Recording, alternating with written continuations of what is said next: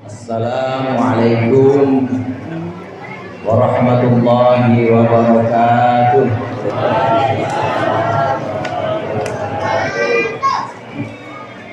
Alhamdulillah, alhamdulillahi jalla wa ala, ahmaduhu ala jami'il ala, wa ashkuruhu syukra man ufiya minal bala. Ashhadu an la ilaha illallah wahdahu la syarika lahu wa la mumathila, wa ashhadu anna Muhammadan abduhu wa rasuluhu dzul maqamil a'la. Allahumma shalli ala sayyidina Muhammadin alladzi ikhtassallahu bihi fadailah wa ala alihi wa ashabihi alladzina nalu ad-darajatil ula. Amma ba'd. Hadratil mukarramin wal muhtaramin, asyuyukh wal asatidzah, ashabil fadilah, para ustaz, para kiai, bil khusus Kiai Haji Tirmidzi, Haji Muallim, Kiai Haji Dr. Andes Baihaqi, Ustaz Mustaqim, Ketua RW 011 Bapak Khairuddin, dan tentunya Ketua DKM Musolah Nurul Ihsan Ustadz Romdoni ya, Ustadz Romdoni. Alhamdulillah ini ketua ngundang saya, dan malam ini pembubaran panitia karena tidak ada konfirmasi bahwa malam ini jadi maulid. Tapi alhamdulillah malam hari ini saya lagi nggak di luar negeri. Kalau saya lagi di luar negeri mungkin saya nggak bisa datang. Hadirin hadirat, para kiai, bapak dan ibu sekalian yang berbahagia, alhamdulillah malam hari ini kita dipertemukan di sini di majelis yang penuh barokah ini, di Musyawarah Nurul Ihsan ini, dalam rangka merayakan Maulid Rasul Sallallahu Alaihi Wasallam. Mudah-mudahan datangnya kita di sini mendapat ridha Allah, amin. Dan juga kita yang datang di sini serta keluarga-keluarga kita semuanya termasuk orang-orang yang berhak mendapat syafaatil ummah, amin ya rabbal alamin. Hadirin hadirat, bapak ibu sekalian yang berbahagia, Maulid itu sebenarnya adalah pokok dari semua yang ada dalam perayaan-perayaan Islam. Karena Maulid adalah kelahiran Nabi Muhammad Sallallahu Alaihi Wasallam. Kalau Nabi Muhammad tidak lahir, kira-kira ada tidak Isra Mi'raj? Ada tidak Isra Mi'raj, Pak? Tidak ada. Kalau Nabi Muhammad tidak lahir, kira-kira ada atau tidak perayaan hijrah atau tahun baru Islam? Tidak ada. Kalau Nabi Muhammad tidak lahir, kira-kira ada Nabi Sya'banan? Ada enggak kira-kira sholat taraweh? Enggak ada. Maka Maulid saya katakan sebagai pokok dari seluruh perayaan-perayaan yang ada dalam agama Islam. Oleh karenanya, kalau dalam setahun disuruh milih, yang namanya dananya juga terbatas, disuruh milih ini merayakan apa di antara hari raya, di antara perayaan-perayaan, perhelatan-perhelatan Islam, maka yang harus kita pilih adalah merayakan Maulid. Karena Maulid adalah pokok dari seluruh perayaan-perayaannya. Tanpa Rasulullah Sallallahu Alaihi Wasallam tanpa hadirnya baginda Kanjeng Nabi Muhammad sallallahu alaihi wasallam, maka tidak akan ada sholat yang perintahnya itu turun ketika Rasulullah Mi'raj. Tidak akan ada hijrah yang perintahnya itu turun setelah Rasulullah menerima wahyu kira-kira 13 tahun setelah kenabian. Dan segenap perayaan-perayaan, segenap ajaran-ajaran dalam Islam ini tidak akan ada kalau tidak ada kelahiran junjungan kita baginda Nabi besar Muhammad sallallahu alaihi wasallam. Oleh karenanya pantas rasanya meskipun sekarang sudah Rabiul Tsani, betul? Masih Rabiul Awal apa udah Rabiul Akhir sekarang nih? Rabiul Akhir. Masih pantas gak kita maulid? Pantas gak kita maulid? Pantas. Ada yang mau ngirit mas sampai Isra Mi'raj. Jadi Isra Mi'raj juga, maulid juga. Masih pantas karena memang seluruh perayaan-perayaan itu yang pokok adalah perayaan Maulidin Nabi Muhammad sallallahu alaihi wasallam. Bapak, Ibu, hadirin hadirat yang dimuliakan oleh Allah. Nabi Muhammad lahir di kota Makkah. Kita sudah tahu semua. Dan anak-anak daripada tidur kali bocah ya, banyak makan tak beng-beng. Apalagi tadi taro. Itu mah mamanya itu yang rebutan, itu bukan anaknya. Saya yakin kalau tinggi yang gitu nggak bakal nyampe itu bocah. Jadi ada sponsornya emak bapaknya. No, yang mau aja mau taruh no. Nah belah sini nih, yang belah sini nih. Apa selek-oleh? Semuanya ini dalam rangka memeriahkan Maulid Nabi Muhammad SAW yang kelahirannya ada di kota Makkah. Syekh Nawawi Banten menjelaskan kelahiran Rasulullah, kelahiran Nabi Muhammad SAW di kota Makkah dilahirkan dari seorang wanita mulia. Saya yakin bapak-bapak udah tahu semua siapa namanya Pak? Siti Bu, siapa nama bunda, nama dari ibundanya Rasulullah SAW? Siti Aminah. Ada yang namanya Siti Aminah? Bu, ada yang namanya Siti Aminah? Berkatnya double. Dari wanita mulia Siti Aminah dijelaskan oleh Syekh Nawawi Banten, menurut para ulama, beliau mengutip pendapat ulama bahwa Muhammad kecil yang nanti kelak akan menjadi Nabi Muhammad Rasulullah SAW ini dilahirkan tidak dengan jalan yang biasa. La yakhruju minat thoriqi adatan, tidak keluar dari jalan yang biasa. Tetapi dijelaskan oleh beliau mengutip para ulama, Rasulullah lahir ini di bawah pusar.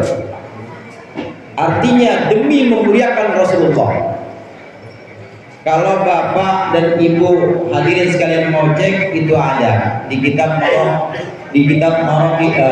Mirqatus Suhud, sarahnya Sulam Taufik, bahwa Nabi Muhammad itu lahir mungkin sekarang ya seperti orang sesat, bukan seperti jalan umumnya orang, bukan dari jalan keluarnya air kencing, bukan dari jalan keluarnya air mani, bukan, tapi tahta surrah, tetapi di atas, tetapi di bawah pusat. Ini demi memuliakan Nabi Muhammad SAW. Zaman dulu Pak, zaman dulu udah ada yang seperti itu. Untuk memuliakan Nabi Muhammad, maka Nabi Muhammad beda dengan makhluk lain, beda dengan manusia lain. Nabi Muhammad tidak keluar dari jalan kencing tidak, tetapi tahta surrah, yaitu di bawah pusar. Ini salah satu irhas atau salah satu kejadian luar biasa yang Allah berikan kepada calon nabi, yaitu nabi kita Nabi Muhammad SAW.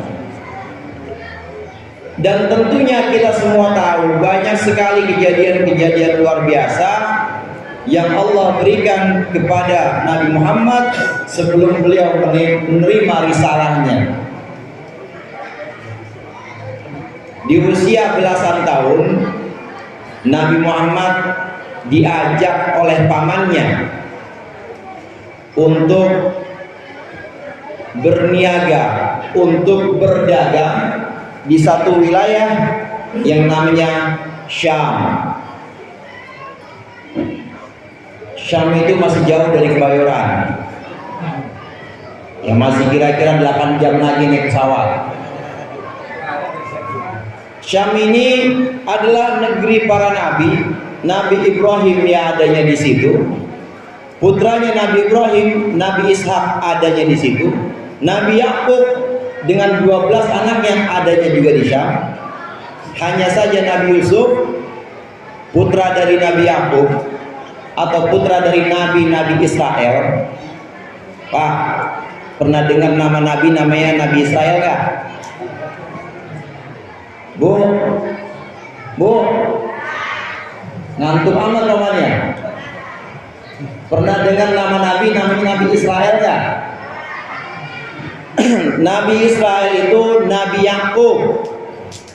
Jadi kalau dalam Al-Quran disebutkan ya Bani Israila, itu artinya wahai keturunan Israel. Keturunan Israel itu adalah keturunan Yakub. Ulama tafsir pasti menjelaskan ya Bani Israila ay Bani Yakub, maksudnya adalah keturunannya Nabi Yakub. Nabi Yakub punya nama lain, namanya Nabi Israel. Kalau begitu Nabi Israel namanya adalah nama dari Nabi Yakub, nama lainnya. Semuanya tinggal di negeri Syam. Dan negeri Syam ini sekarang meliputi Palestina, negeri Syam dulunya, meliputi Yordania, termasuk juga Suriah sekarang. Itu dulunya satu wilayah itu namanya Syam. Di usia belasan, Rasulullah SAW diajak berniaga, diajak berdagang oleh pamannya Abu Thalib ke Syam, ke sebuah negeri yang namanya negeri Syam. Ini seorang pendeta melihat ada tanda kenabian dalam anak ini. Maka saat itu ditanya oleh pendeta, namanya pendeta Buhairah, siapa anak ini? Ini anak saya, kata Abu Thalib. Kemudian pendeta ini, bohong kamu, bukan, ini bukan anak kamu. Lo kok sampai tahu? Bukan, ini bukan anak kamu, ini anak yatim. Oh iya betul, anak yatim. Kok pendeta tahu? Karena nabi terakhir itu yatim. Dan saya melihat banyak tanda-tanda kenabian pada anak ini. Pulang lagi ke Mekah, jangan teruskan ke negeri Syam. Karena kalau sampai ketahuan oleh orang-orang yang tidak bertanggung jawab, kalau ketahuan oleh oknum-oknum yang tidak suka dengan kelahiran nabi terakhir dari Mekah, maka anak ini keselamatannya akan terancam. Nggak jadi ke Syam. Abu Thalib kemudian pulang lagi ke Mekah bersama dengan ponakannya Nabi kita Nabi Muhammad SAW. Ini pertama kali Syam, irhas. Kemudian di usia kira-kira usia 20 tahun ke atas, Nabi Muhammad pergi lagi ke negeri Syam untuk menjalankan perdagangannya Sayyidatina Khadijah. Untuk melakukan perjalanan dagangan ini, Bapak-bapak, Ibu-ibu, Rasulullah ditemani oleh seorang pembantunya Khadijah. Ada yang tahu namanya, Pak? Ada yang tahu namanya, Bu? Bu, Rasulullah ditemani oleh seorang pembantunya Khadijah, namanya Maisarah. Siapa namanya? Bu, Maisarah laki atau perempuan itu? Pak, Maisarah laki apa perempuan itu? Laki, Bu. Bu, Maisarah laki. Maisarah perempuan mah orang Pondok Pinang. Ada juga tangga saya orang Ceger, Maisarah perempuan juga. Maisarah dalam cerita ini adalah laki-laki. Kalau perempuan, coba bayangin Nabi Muhammad jalan berduaan sama perempuan, masa iya? Memang dalam bahasa Arab banyak nama-nama yang kelihatannya itu pakai tak marbutoh, kelihatannya muannas tapi padahal dia mudzakkar. Ada tak marbutohnya. Hudzaifah, sahabat Nabi, ada tak marbutohnya. Hudzaifah, laki-laki. Tolhah, laki-laki juga. Termasuk Maisarah, laki apa perempuan, Bu? Laki. Ini ketika pulang dari Syam, kemudian ditanyakan tentang kepribadian Rasulullah. Singkatnya, Maisarah menceritakan ada suatu keanehan. Selama beberapa bulan di sana, dalam perjalanan itu Nabi Muhammad pasti dilindungi awan. Nabi Muhammad itu pasti dinaungi oleh awan, gak pernah panas. Enak dong Maisarah, kata Siti Khadijah. Berarti kamu gak kepanasan dong. Boro-boro Tuhan yang kena payung cuma Muhammad, saya gak kena. Coba itu. Kalau Maisarah dapat naungan awan juga, maka dia bisa CS sama Nabi. Paling enggak setengah Nabi dah ya. Kan setengah wali kan juga ada. Ini setengah Nabi, artinya dia dapat juga irfasnya ini. Maisarah enggak dapat, memang Allah khususkan. Ini kejadian-kejadian luar biasa yang Allah turunkan untuk para nabi. Nabi Muhammad juga mendapatkan ini. Hadirin hadirat Bapak Ibu yang dimuliakan Allah, pembicaraan kita Maulid antara lain adalah untuk menumbuhkan cinta kita kepada Rasulullah SAW. Selain kejadian luar biasa yang Allah berikan sebelum menjadi nabi, maka tentunya ketika Nabi Muhammad menjadi nabi, Allah memberikan kejadian luar biasa itu. Ini yang kita kenal dengan mukjizat. Apa Pak? Apa Bu? Mukjizat. Mukjizat ini Allah berikan untuk nabi-nabi Allah, untuk rasul-rasulnya, demi melemahkan orang-orang kafir, supaya orang kafir tunduk. Kali aja kalau tunduk bisa ikut iman, bisa ikut dalam agamanya para nabi itu. Tapi namanya wapeng aja Pak. Yang namanya keras kepala mah keras kepala aja. Mukjizat tidak menjamin orang-orang yang melihatnya itu mendapat hidayah, tidak. Karena orang yang mendapat hidayah itu sudah Allah tentukan di alam azali sana. Orang yang mendapat hidayah itu sudah Allah tetapkan siapa-siapa aja. Dan kita yang hadir di Nurul Ihsan ini termasuk yang dapat hidayah. Alhamdulillah. Jadi nggak sembarangan yang kumpul di sini. Ada yang di pojokan sambil ngantuk,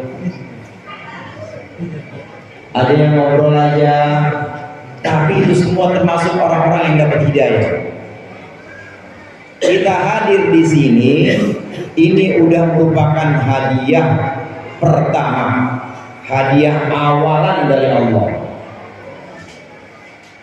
Orang yang Allah tetapkan gampang untuk sholat, gampang untuk datang ke majelis-majelis taklim, mudah untuk melangkahkan kakinya ke tempat-tempat belajar, ke masjid-masjid, Allah takdirkan gampang untuk ibadah, itu berarti Allah udah kasih hadiah pertama kali. Jadi kira-kira kalau Bapak sholat di sini Pak, nggak ada pahalanya, mau nggak? Sholat cuma nggak ada pahalanya, mau nggak Pak? Pahalanya udah duluan sebenarnya. Pemberian Allah udah duluan. Yaitu pemberian Allah ketika Allah menetapkan kita hadir di sini, ini udah hadiah dari Allah. Ketika kita ditetapkan oleh Allah untuk bisa hadir di majlis maulid, ini sudah merupakan penghargaan dari Allah kepada kita. Kalau bapak dan ibu diundang ke istana sang raja, dan undangannya tentu khusus, nggak mungkin sekian juta warga diundang semua ke istana, tapi orang-orang tertentu aja diundang ke istana. Maka undangan itu boleh datang ke istana, boleh menginjakkan kaki ke dalam istana, ini sudah merupakan hadiah pertama dari raja. Jadi kira-kira kalau pulang nggak bawa apa-apa dari istana, kira-kira kita keki apa enggak? Enggak, udah bangga. Begitu juga kita. Allah tetapkan kita untuk bisa sholat, Allah tetapkan kita untuk gampang hadir di majlis-majlis pengajian. Allah takdirkan kita untuk gampang ngaji maulid. Maka ini termasuk penghargaan dari Allah. Jadi sekiranya kalau pulang dari sini nggak dapat berkah, kira-kira dongkol nggak? Dongkol nggak? Panitia berkah buat saya semua. Jangan ada yang pengen berkat nih.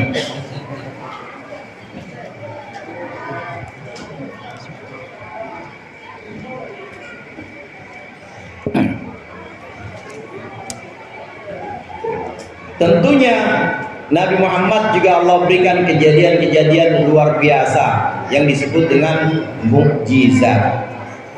Mukjizat Nabi Muhammad diantaranya adalah ketika perjalanan Nabi Muhammad menuju Madinah yang kita kenal dengan hijrah. Keselawatan dulu yuk, keselawatan yuk.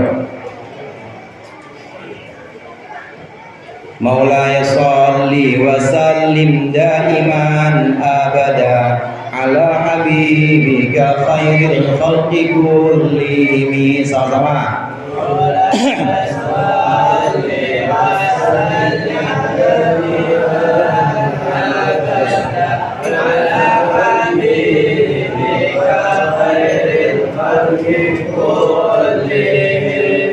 Fasidqu fil ghari wasiddiqu lam yarima wa hum yaquluna ma bil ghari min arimi. Salli wa sallim daiman abadan ala habibika khairil khalqi kullihim. Dhannul hamama wa dhannul ankabut ala khairil bariyati lam tamsuj wa lam tahumi. Salli wa sallim daiman abadan ala habibika khairil khalqi kullihim. Biqayatullahi agnat an mudha'afatin minad duruni wa an halin minal utumi. Salli wa sallim daiman abadan ala habibika khairil khalqi kullihim. Qasidah burdah namanya. Saya yakin Bapak, Ibu, hadirin hadirat sekalian sudah kenal yang namanya qasidah burdah. Qasidah Burdah disusun oleh seorang yang namanya Al-Imam Muhammad bin Sa'id Al-Busiri, dikenal dengan Imam Busiri. Banyak sekali diceritakan tentang kelahiran Rasulullah, tentang akhlak Rasulullah, dan juga tentang mujizat-mujizat Rasulullah.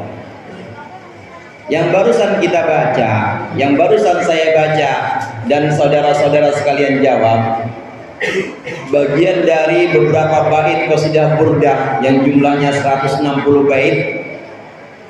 Bait dalam puisi Arab, bait dalam syair, itu nggak kayak bait dalam puisi Melayu, nggak kayak bait dalam puisi Indonesia misalnya.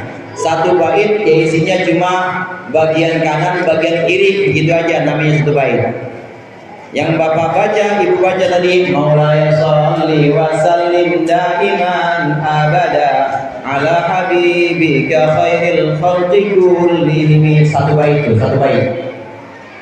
Burdah semuanya ada 160 bait. Ada berapa, Bu? Bu? Pules roman ini. Ada berapa, Pak? 160 bait semuanya. Fasidqu fil ghari wasiddiqu lam yarima. Kebenaran dan juga yang membenarkan itu sebenarnya ada di dalam goa, tetapi dua-duanya nggak kelihatan. Hadirin hadirat rahimakumullah, yang dimaksud dengan kebenaran di sini adalah Nabi Muhammad. Yang dimaksud dengan as-sidqu di sini adalah Nabi Muhammad.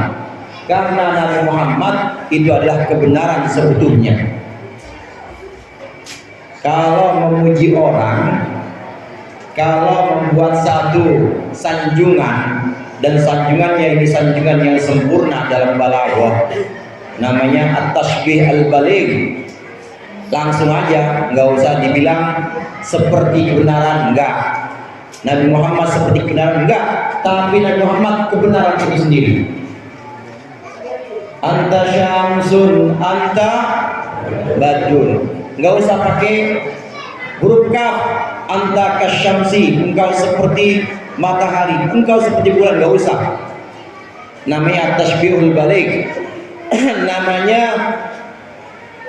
penyerupaan yang sempurna dalam balaghah, maka disebut sebagai at-tashbihul baligh. Cukup diucapkan, wahai Rasul, engkau matahari, engkau rembulan, cukup seperti itu.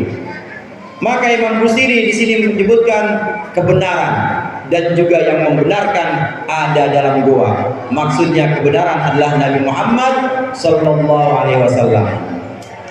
Sedangkan As-Siddiq, kita tahu As-Siddiq adalah Sayyidina Abu Bakar Siddiq.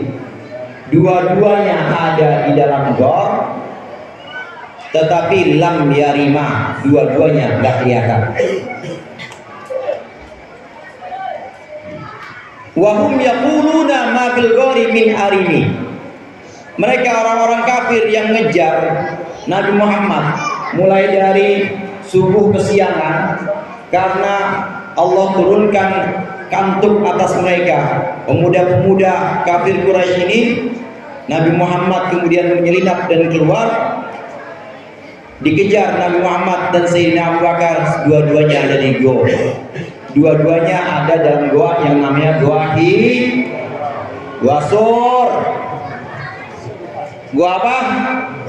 Goa Sur, bukan goa Hira.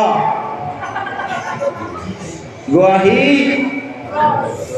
Sur. Bedanya, Pak, Ibu, kalau goa Hira itu nanjak di sebuah gunung, namanya gunung apa? Gunungnya Jabal. Jabal Nur. Jabal apa? Jadi kalau Jabal itu ya gunung, kalau Jabal Nur namanya Gunung Nur. Ini Goa Hira. Kalau Goa Hira itu goa seperti goa-goa yang ada di Indonesia.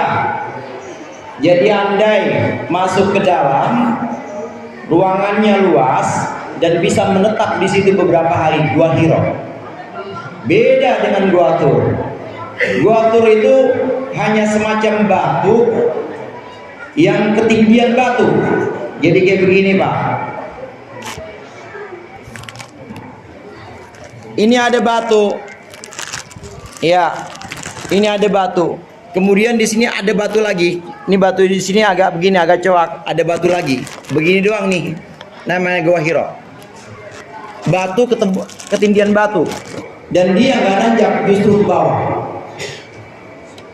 Bapak-bapak, ibu-ibu yang udah pernah ke sana mungkin tahu. Beberapa kilometer dari Mekah, turun ke bawah. Orang-orang kafir saat itu udah sampai di atas. Dan sudah melihat ke mulut gua. Tapi mereka menyangka bahwa di gua nggak ada apa-apa. Andai ini Pak, andai orang kafir itu begitu sampai di muka gua, andai dia ngelawak dikit begini aja, pasti kelihatan kaki Nabi, pasti kelihatan kaki sahabat Abu Bakar, Sayyidina Abu Bakar. Tapi oleh Allah, orang-orang kafir itu sengaja oleh Allah dipalingkan begitu aja. Kalau dia sedikit nunduk aja, dia liatin begini, kelihatan tuh pasti kakinya Nabi.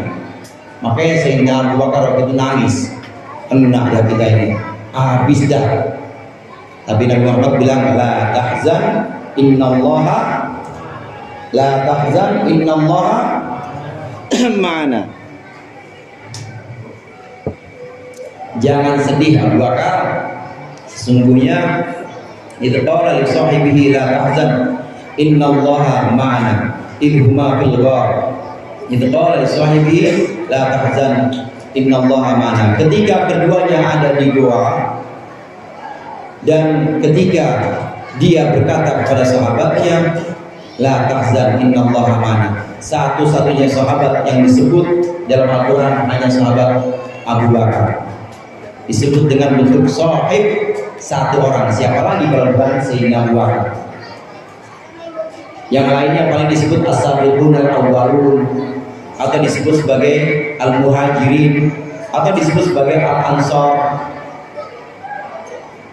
Tapi Sayyidina Abu Bakar disebut sahib, disebut dengan orang yang menyertainya atau sahabatnya. Sebenarnya yang disebut dengan sahabat Nabi itu bukan kayak saya sahabat sama Bang Bita, bukan. Saya sahabat sama Ustaz Rifai, bukan. Sahabat di sini bukan teman, tapi lebih tepatnya murid. Cuma Nabi saking dekatnya dengan muridnya, maka Nabi membahasakannya adalah ashabi kan nujum, sahabat-sahabatku, walaupun murid. Nabi Muhammad terhadap yang muda itu seperti Abdullah bin Mas'ud, seperti Abdullah bin Umar, seperti Abdullah bin Abbas. Ini benar-benar ngempong kepada orang-orang yang tua, seperti ayahnya Sayyidina Abu Bakar. Itu benar-benar sangat ta'zim. Itu Rasulullah. Orang-orang kafir itu ketika sampai di mulut gua, di atasnya, andai dia melongok dikit aja sambil duduk pasti ketahuan. Tapi mereka berkata, wa hum yaquluna ma bil ghari min arini. Udah nggak ada orang, pulang. Suruh pulang sama komandannya, sama korlapnya. Udah pulang, kita pulang lagi, udah jalan kali. Akhirnya selamat, alhamdulillah. Allah selamatkan. Dhannul hamama wa dhannul ankabuta ala khairil bariyati lam tansuj wa lam tahumi.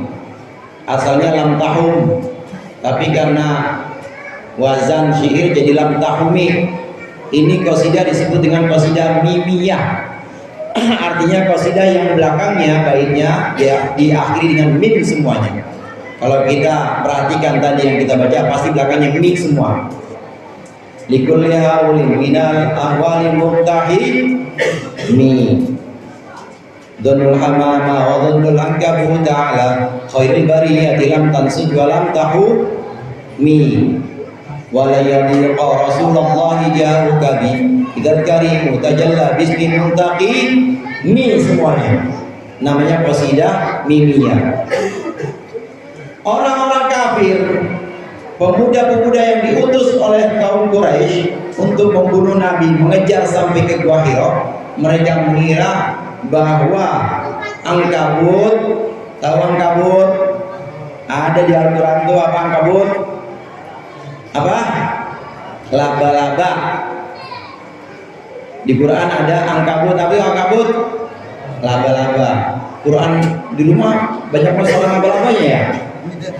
Ya, kagak pernah dibaca. Jadi banyak Ankabutnya. Orang-orang kafir mengira bahwa laba-laba, Ankabut, wal hamam, hamam itu burung dara. Kalau hammam pemandian, yastahim mandi. Tapi kalau ini hamam tanpa tasdid. Orang-orang kafir menduga bahwa laba-laba dan burung dara ini gak mungkin membuat sarangnya laba-laba di situ, dan burung dara gak mungkin mondar-mandir di situ kalau ada orang. Mereka menyimpulkan ini ada sarang laba-laba, itu burung dara dari tadi bolak-balik di situ aja. Ada orang pas ini nggak pakai ngelongok ke bawah, dia nggak pakai nunduk dikit, nggak, udah pulang aja pulang. Ini Rasulullah diselamatkan oleh Allah. Orang-orang kafir dipalingkan supaya mereka menyimpulkan bahwa nggak ada orang di dalam gua, tuh pulang mereka. Hadirin hadirat Bapak Ibu rahimakumullah. Kalau Allah menghendaki, kalau Allah mau, maka Allah bisa menjaga, bisa membuat perlindungan untuk seseorang dengan sesuatu yang paling lemah. Saya tanya sama Bapak, Pak, ini apa nih? Tisu. Tisu sama gelas kuatan mana? Tisu sama gelas kuatan mana? Kuatan mana, Pak?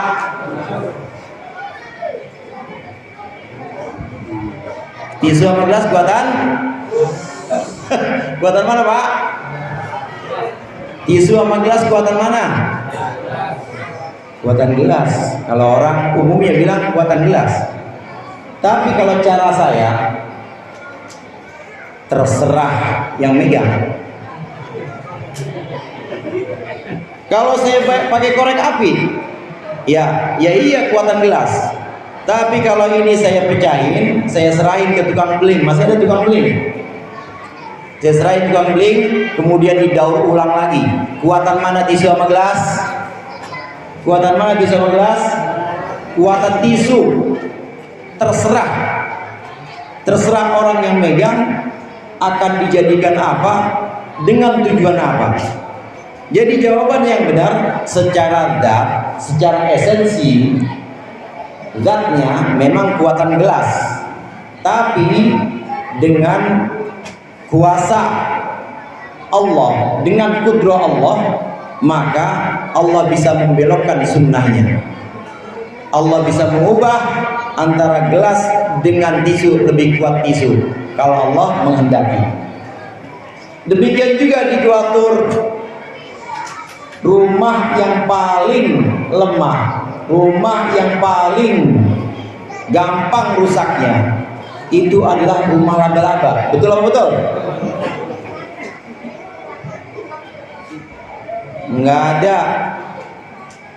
Nggak ada kuat-kuatnya pisan itu rumah laba-laba. Paling lemah. Burung dara ini binatang yang paling takut sama orang. Kita belum nyampe aja dia udah terbang, udah khawatir aja. Kalau ada orang deketnya dia pasti terbang. Paling takut, lemah sekali. Tapi Allah dengan izinnya melindungi kekasihnya, melindungi junjungan kita yang bakal jadi pemimpin dunia dan akhirat. Ini hanya dengan sesuatu yang paling lemah, yaitu dengan laba-laba dan dengan burung dara. Karena wiqayatullahi agnat an mudha'afatin minad duru'i wa an alin minal hudumi. Penjagaan Allah, pemeliharaan Allah ini tidak butuh baju besi, tidak butuh baju baja yang buat perang, tidak butuh tank, tidak butuh senjata-senjata. Penjagaan Allah juga tidak butuh benteng yang tinggi, tidak butuh juga barikade, tidak butuh juga kawat-kawat berduri yang ada di depan. Enggak. Kalau Allah berkehendak menjaga, maka nggak pakai apa-apa, bisa Allah jaga. Yakin apa yakin? Yakin apa yakin? Oleh karenanya kita sandarkan semua hanya kepada Allah. Kalau kita yakin bahwa Allah menjaga kita bahkan dengan sesuatu yang paling lemah, sholat doang 5 waktu, habis sholat bacanya cuma subhanallah 33, alhamdulillah 33, Allah 33, yakin bahwa Allah menjaga, selamat. Dan selamatnya dunia akhirat. Ada bencana apa aja, ada mara bahaya apa aja, ada wabah apa aja, insya Allah kita selamat. Wiqayatullahi agnat an mudha'afatin. Penjagaan Allah itu tidak butuh kepada baju besi, tidak butuh kepada benteng-benteng yang tinggi.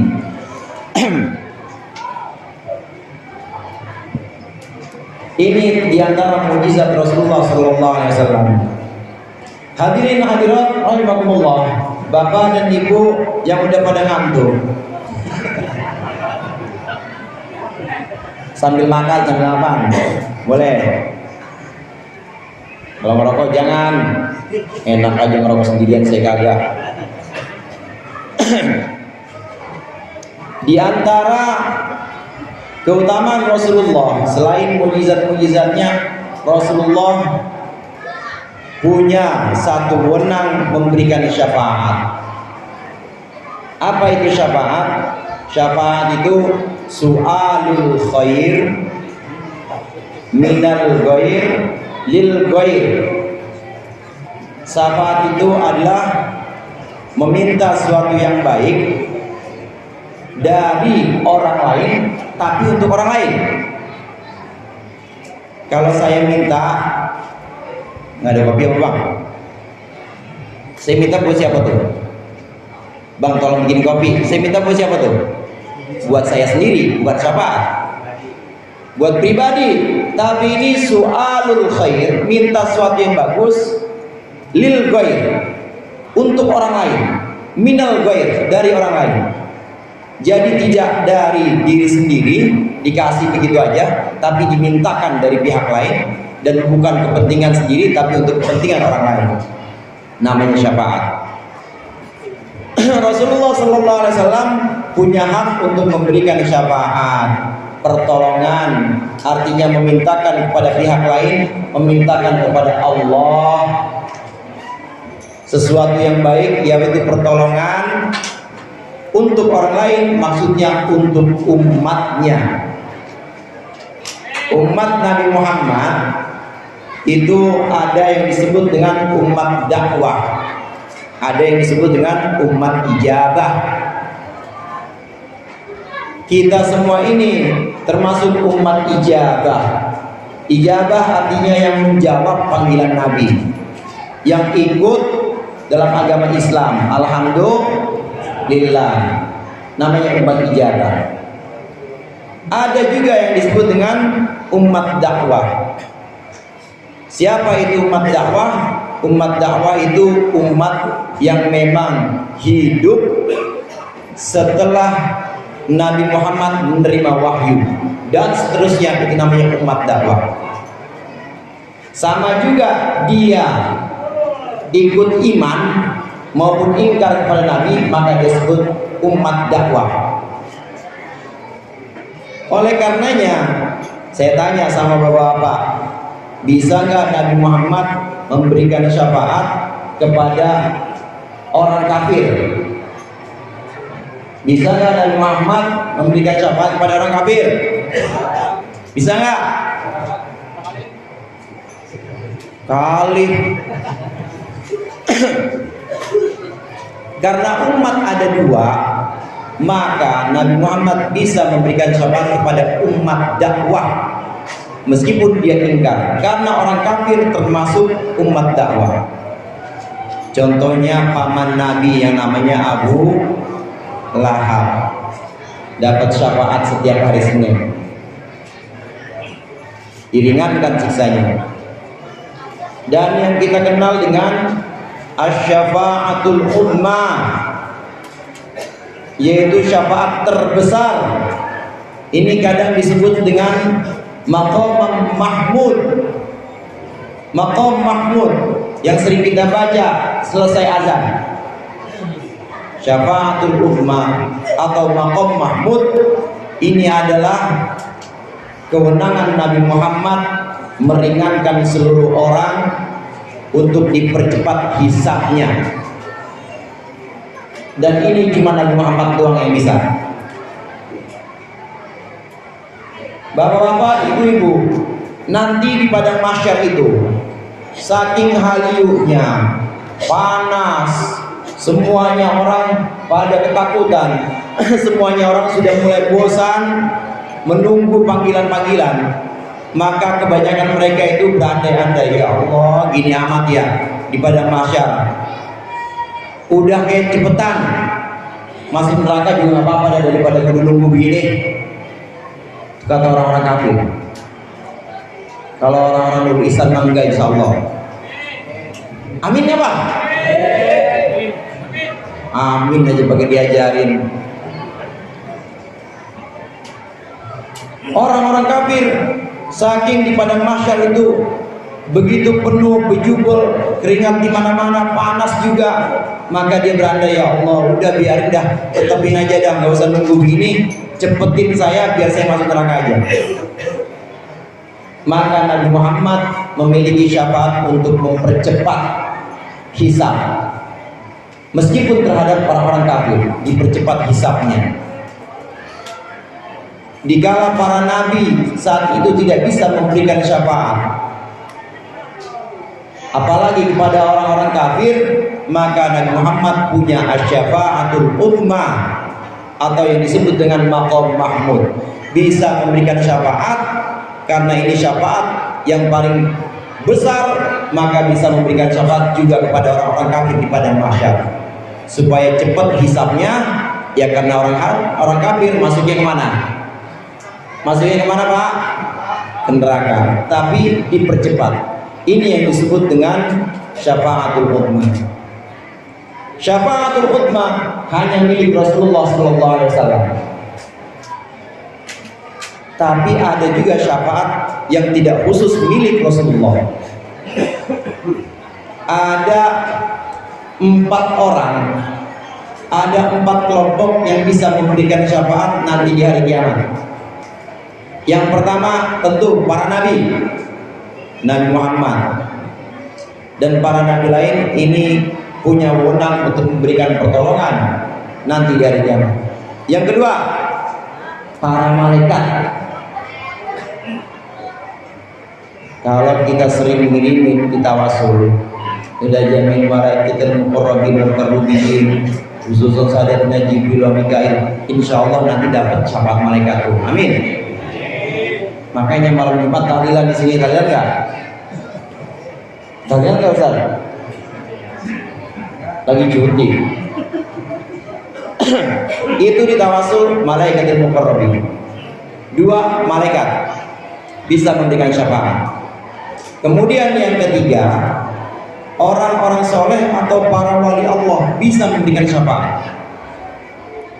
Di antaranya syafaat dari 3 kelompok ini karena tidak khusus, ini diantaranya adalah syafaat untuk menyelamatkan seseorang yang udah nyebur ke neraka, udah masuk neraka, karena melihat kenal nih kata malaikat, ini mah yang malam Jumat kirim-kirim nih, akhirnya diangkat oleh malaikat.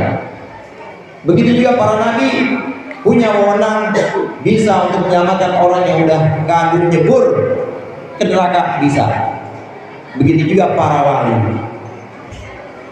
Wala jami auliyaillah aina ma kanu. Kita tawasul enggak tuh? Tawasul. Para wali bisa juga menyelamatkan yang udah terlanjur nyebur. Kemudian yang terakhir yang bisa memberikan syafaat yaitu al-ulama. Siapa itu ulama? Ulama itu jamak dari alim. Ulama itu adalah orang-orang yang mengenal Allah dan bisa diukur dengan kemampuannya, dengan kompetensinya dalam bidang agama, ilmu-ilmu agamanya ini untuk menunjukkan masyarakat, untuk mengajarkan masyarakat supaya kenal dan bisa taat kepada Allah. Ini ulama yang sesungguhnya. Yang paling gampang bapak-bapak, ibu-ibu, ulama yang sesungguhnya itu muallif, pengarang-pengarang kitab yang kita kenal. Syekh Nawawi Banten Syarah Sulamut Taufik, Mirqasul Tasdiq, Syekh Nawawi Banten Tafsir Munir juga Syekh Nawawi Banten. Kemudian Syekh Zainuddin bin Abdul Aziz Al-Maribari, Fathul Mu'in, Irsyadul Ibad, pengarang juga itu. Tentu kita kenal Imam Ghazali. Kenal nggak Imam Ghazali, Pak? Bu, kenal Imam Ghazali? Bidayatul Hidayah, Ihya Ulumuddin, karangan beliau. Oleh karenanya ngaji, kalau ngaji pakai kitab. Insya Allah ini mu'alif yang termasuk tentunya ulama, ini insya Allah nanti memberikan syafaat kepada kita. Lah kalau ngajinya ya dari YouTube, nanti YouTube nggak bisa kasih syafaat. Ngaji dari Google nanti nggak bisa kasih syafaat. Tapi kalau ngaji dari kitab, mu'alifnya adalah ulama, insya Allah ini mu'alif, para pengarang ulama-ulama ini termasuk satu dari 4 kelompok orang yang Allah berikan hak untuk menyelamatkan orang yang sudah terlanjur masuk ke neraka. Mau nggak Pak? Mau masuk neraka? Saya ngomongnya langsung aja. Mudah-mudahan bermanfaat. Lebih kurangnya saya mohon maaf. Wallahu muwaffiq ila aqwamit thoriq. Wassalamualaikum warahmatullahi wabarakatuh.